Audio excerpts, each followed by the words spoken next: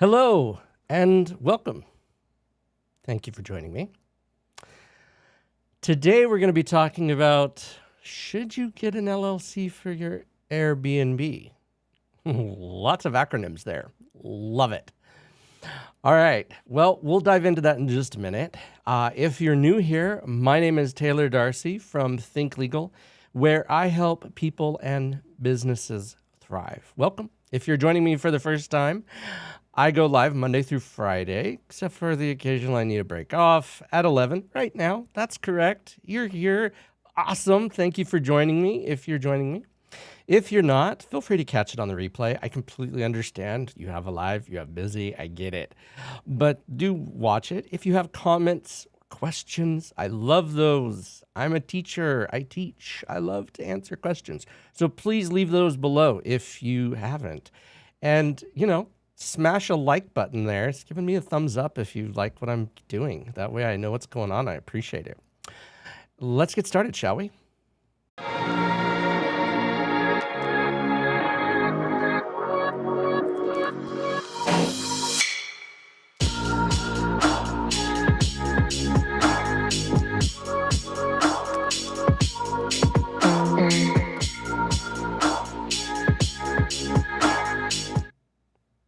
All right, welcome back. So, the question of should or should you not, we'll answer that one, but first we're going to go through the process of evaluating what an LLC is for, which in case you don't know what an LLC is, it's called a limited liability company. Now, it's a newer entity. It's hybrid. What do I mean by that? It has components of a corporation, and it has components of either a sole proprietor, if you're an individual, or of a partnership, if you're more than one person. So it's when I say it's a new type of entity, it's only been within the last 50 years, roughly, give or take, where these existed. And these are meant to encourage people to have access to the purpose of a liability company or a limited liability company without the same difficulties that go with a corporation. And we're not going to today is not a dive into what's the difference between an LLC and a corporation. I've done plenty of videos about those. You can check them out on my YouTube channel about what those differences are between an LLC and a corporation. Most importantly, if you have questions, make sure you reach out to an attorney in your local area. The reason why is because while the internet is an amazing place to do a lot of things, what the internet advises and what might be right for your situation might be two different things, because it can't answer that question. And it doesn't know the questions that need to be asked. So when I advise someone to do something, it's based on experience and education, something that Google is not good at. So let's first take a look at what an LLC is. An LLC, a limited liability company, not corporation. If you ever want to sound, I don't want to say dumb. That's not what I mean. If you ever want to sound less than intelligent, is if you call it a limited liability corporation, it's not. It's a limited liability company. Now, while that doesn't mean much to a lot of people, if you're in the industry, if you're working with people, it doesn't sound good when you're referring to things by the wrong name, and they are different. An LLC is not the same thing as a corporation, so that's why it's important that you refer to it accurately. That being said, a purpose of an LLC is to limit liability. And I know I've said that before, but it's worth saying again. It does not mean eliminate. There is no such thing as something that completely eliminates your liability. It doesn't exist. And anybody that tells you otherwise is wrong. There is no way to completely eliminate your liability in its entirety. So when we're talking about a limited liability company, the purpose of it is to limit your liability to the assets that are contained within the LLC. That's the purpose. That's what it is.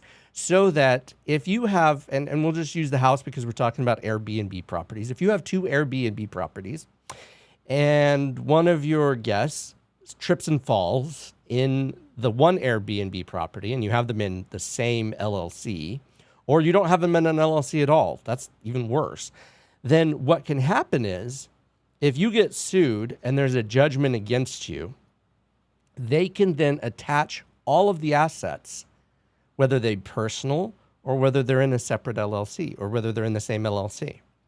So, but the good news is it's limited to what's in the LLC if you have it in an LLC. If you have it in your personal name, your personal assets are on the line. It is a serious problem. It's a serious thing. That's the purpose of an LLC, is to limit the liability to the amount and or assets within the LLC. That's its purpose. So when you put it in the context of, okay, if that's the purpose, then there are other benefits to an LLC, just FYI, and we'll get to those in just a second. Then not having your property in an LLC is a typically very bad idea, given especially short-term rentals, that people don't have the same incentive to take care of them that they would of a primary residence, right? If you're renting a home for a long-term rental, people have an incentive to have a decent relationship with you. They have an incentive to take care of it because that's where they live, versus an Airbnb, not so much. So while they're still responsible for their actions, you're more likely actually to get sued as an Airbnb than you are as a long-term rental. And it's just, that's a sad but true fact, because of the number one, of guests that you're going to have going through there is going to be higher than a long-term rental. And number two, people treat rentals very differently than they treat their primary residence. That's anybody that's ever rented a car knows that fact, right? Like, you don't drive a rental car the same way you drive your personal car. That's just the truth. Not making anything up here. Anyway, so point is, so having your property in a LLC limits its liability, especially when we're talking about multiple points of liability, right? Like, you have the house. If you have multiple Airbnbs, then you have each one of those Airbnbs. And then you have your personal assets. What do you have that's not, like, say, your personal residence? Okay, do you want your primary residence to potentially be up for sale because of something that happened in your Airbnb? The answer is no. Now, is that going to happen? There's a big leap between the beginning of that and the end of that. But at the same time, you can't go back in time, start an LLC, put it in the property, put the property in the LLC, and then not have it taken care of. So this is something you have to do looking forward. You know, as attorneys, we are always in the mode of, we hope for the best, but we plan for the worst. That's our goal. That's what we do. And you can tell these people if you don't think it's going to happen to you, it's probably going to happen to you. I'm sorry, but that's true. I've seen it more often than not. The people that play fast and loose with the rules are the ones that typically get things bad happen, litigation, what it is. Sometimes that's not accurate, but for the most part it is. So the people that are diligent, that pay attention to these things, have good contracts, have good liability shields, have good insurance, those are the ones that sleep well at night. I can tell you that. I work with people all the time that are like this. Okay. So that's the purpose of an LLC, to limit your liability. So the short answer is yes, you should have an LLC for your Airbnb. But there's more benefits than just that. And I always think of Aladdin, where if you act now, we'll throw in a set of Ginsu knives. Anyway, but so there are tax benefits. A LLC is taxed precisely the same as it's a pass-through taxation income at its default level. So if you're a sole proprietor and you have an LLC, then you're taxed at the same rate as if you were a sole proprietor, as opposed to an LLC. So you get the benefit of the LLC, the limited liability, and you get the benefit of that's why we call it a hybrid entity. And you get the tax benefit that goes with the LLC, which is that it's pass-through. So there's really no incentive not to do an LLC unless there's some external circumstances I'm not going to touch because those aren't worth talking about at this moment. But the goal is, tax-wise, you're going to sit pretty with an LLC. Now, if you're a partnership, you get taxed just the same as if you were a partnership. Now, the beautiful part about that is if your partnership agreement calls for a 60-40 split instead of a 50-50 split, the IRS can take care of that, but you do have to notify them in the process of it. So the LLC is a very flexible entity. And here's the next part of why this is so good, is because you can actually have your LLC have an S corporate tax designation. Now, I'm not going to get into why you would want to do that, but it is possible, which is something you can't do as an individual. You can't do as a partnership. You can elect that S corp tax designation as a LLC. So it's really, really flexible on how you can do it. You can set up tax strategies. Now, I have to disclaim, what's right for you and your LLC is between you and your accountant. Always, always, always ask them for tax advice. That's what they're there for. I cannot push that enough. Just like I don't give tax advice, I hope they're not giving legal advice for good reason, right? Because I want them to refer people to me because I know legal advice, right? So I always refer people to their CPAs when they have tax advice. What's right for them? I can't answer that. I have theories about what might be right for you, but I don't want to because I want you to get the best advice possible. All right. So S Corp tax designation. That's awesome. That's the next part of it. Finally, and this is the piece de resistance, if you will.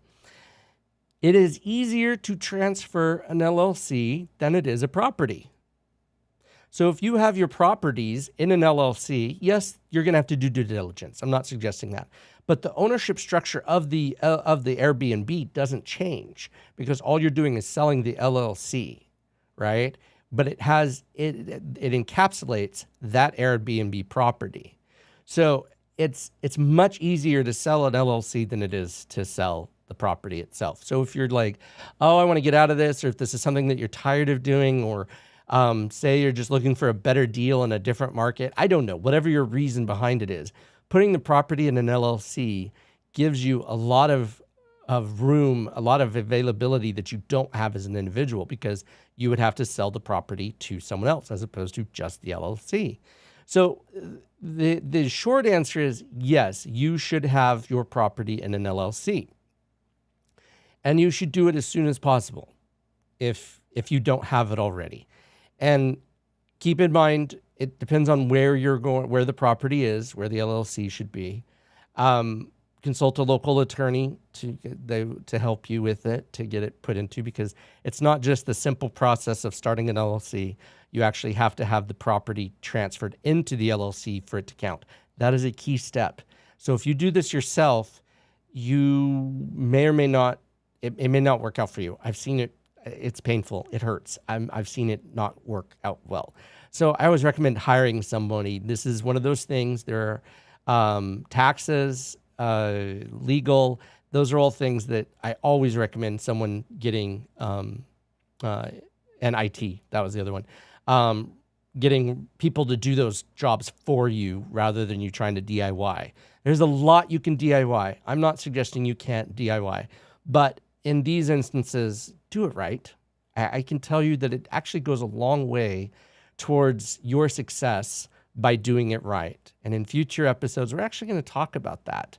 By doing things right the first time, you're more likely to be successful. So if you're looking to have a successful Airbnb business, kudos, awesome, props to you, but make sure you're doing it right. Make sure that you're following proper procedures and you're not cutting corners. Do the DIY stuff where it doesn't matter, but don't do the DIY stuff where it can really, really hurt you. So if you've gotten value out of, should you have a different LLC for each Airbnb property to keep things clean? And that is a big fat yes. Unequivocal. You don't want two properties of two different Airbnbs in the same LLC.